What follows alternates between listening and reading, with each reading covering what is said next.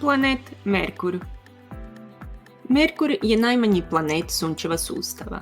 Najbliži je Suncu i ima najizduljeniju putanju oko Sunca. Zato što Merkur nema izraženiju atmosferu koja bi prenijela toplinu preko cijeloga planeta, razlike u temperaturi na njegovoj dnevnoj i noćnoj strani goleme su. Temperatura na strani obasjanoj Suncem penje se do 430 Celzijevih stupnjeva, dok je temperatura na mračnoj strani do ledenih -180 Celzijevih stupnjeva. Merkur ima svoje magnetsko polje slično kao Zemljino, ali mnogo slabije.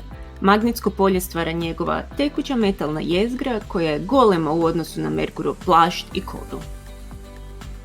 Merkur jako sliči Mjesecu, po boji, kraterima i veličini, no zbog te svoje velike metalne jezgre više je kao Mjesec od metala.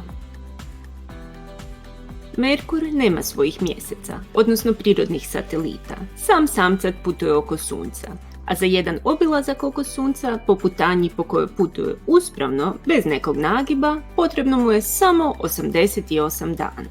To znači da kad biste živjeli na Merkuru, jedna bi vam godina trajala 88 dana. No, jedan dan trajao bi 176 zemaljskih dana. Ludo, zar ne? Kalendar na Merkuru bio bi jako čudan. Jedna godina trajala bi samo pola dana. A to znači da biste svoj rođendan slavili 2 puta u jednome danu. Biste li to voljeli?